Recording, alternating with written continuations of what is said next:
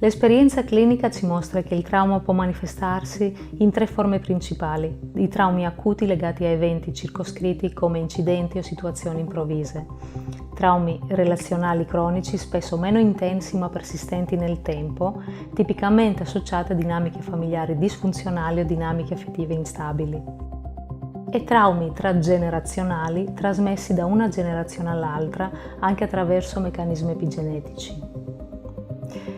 Questi vissuti traumatici non si esauriscono nel piano cognitivo, tendono a consolidarsi nel corpo e nel sistema nervoso centrale, influenzando l'attività cerebrale ben oltre la consapevolezza.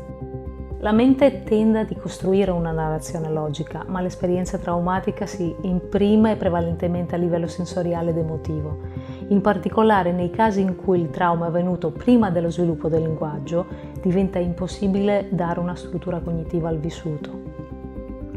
Per questo motivo l'intervento psicoterapeutico tradizionale basato sul linguaggio verbale potrebbe non bastare da solo per accedere ai contenuti traumatici non elaborati e integrarli.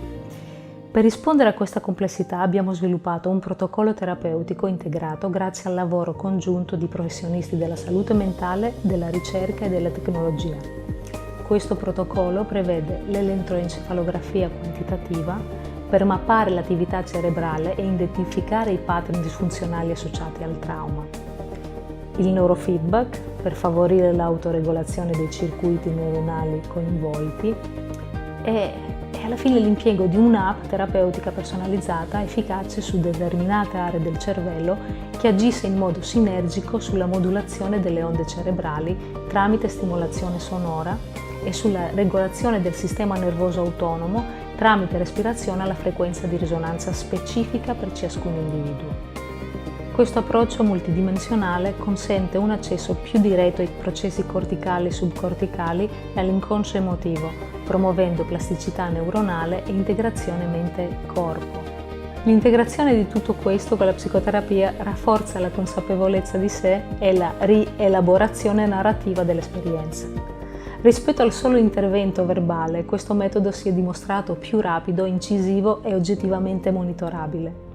Presto pubblicheremo altri brevi contenuti video per portarvi la testimonianza diretta di alcuni pazienti che sono stati aiutati utilizzando l'approccio che vi ho descritto. Grazie.